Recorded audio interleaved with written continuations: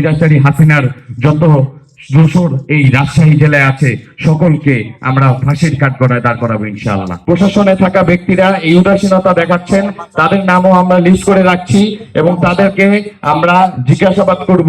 সকল স্বৈরাচারের দোসরের মামলা পুলিশ নিজ দায়িত্বে করে নেবেন। যারা এখনো এই থানায় পুলিশের মাধ্যমে প্রেসার করার চেষ্টা করছে অথবা এই মামলা মোকদ্দমায় প্রভাব খাটানোর চেষ্টা করছে, তাদেরকে আমি হুঁশিয়ার করে দিতে চাই, এখনো 24-এর শহীদের লিস্ট শেষ হয় নাই। দরকার হলে 24-এর শহীদের লিস্ট আমরা নিজেরা মৃত্যুবরণ করব, শাহাদাত বরণ করব, তারপরও এই স্বৈরাচারী হাসিনার যত দোসর এই রাজশাহী জেলায় আছে সকলকে আমরা ফাঁসির কাঠগড়ায় দাঁড় করাবো ইনশাআল্লাহ। এই স্বৈরাচারী হাসিনার যত দোসর যারা আছে, এই পুলিশ ভাই যারা আছে, তাদের সকলকে স্পষ্ট করে বলে দিতে চাই, আপনাদের হাতে যেই গুনাহ আছে, যে পাপ আছে আগের, সেটি আসলে এই স্বৈরাচার হাসিনার কারণে হয়েছিল। আপনারা সেখান থেকে সেই যন্ত্র হয়ে গিয়েছিলেন, আপনারা সেই যন্ত্র থেকে মানব হয়ে উঠেন। আপনাদের এখনো প্রায়শ্চিত্ত করার সময় আছে। যদি এবারের মতো আপনারা প্রায়শ্চিত্ত না করেন, আপনারা নিজেদেরকে কখনো মাফ করতে পারবেন না।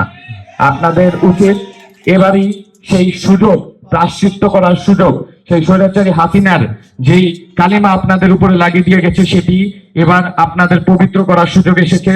আপনারা নিজ দায়িত্বে সকল স্বৈরাচারের দোসরের মামলা পুলিশ নিজ দায়িত্বে করে নেবেন এবং সেখানে যত ধরনের সহযোগিতা দরকার আমাদের এই আহত পরিবারের, এই শহীদ পরিবারের, তাদের কাছ থেকে নেবেন।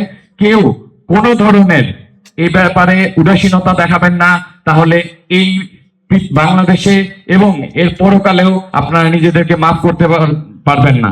আমরা মনে করি এখনই সময় এসেছে, যত আহত এবং শহীদ পরিবার আছে তাদেরকে সর্বোচ্চ সহযোগিতা করতে হবে।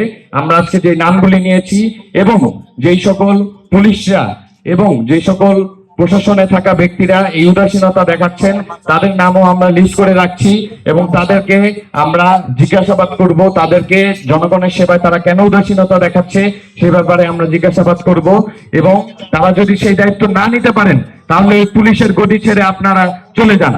আপনারা যদি জনসেবার কাজ না করতে পারেন, আপনারা যদি নিজেদের পাপের প্রায়শ্চিত্ত না করতে পারেন, তাহলে ওই পোশাক পরিধান করার কোনো দরকার নেই। তাহলে এই দেশের মানুষের সেবা করার অধিকার আপনারা রাখেন না। অর্থাৎ আপনাদের এখনই সময় এসেছে এই জনগণকে সহযোগিতা করার।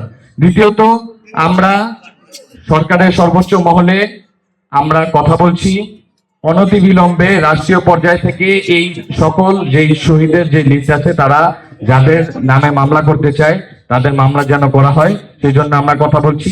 আশা করি খুব শীঘ্রই এটা সম্ভব হবে। আমরা মনে করি এই সাংবাদিক ভাইরা যদি নিজেদের জায়গায় স্বচ্ছ থাকে, তাহলে এই ডকুমেন্টেশনগুলি, এই তথ্যগুলি রাষ্ট্রীয় পর্যায় পর্যন্ত পৌঁছানো সম্ভব।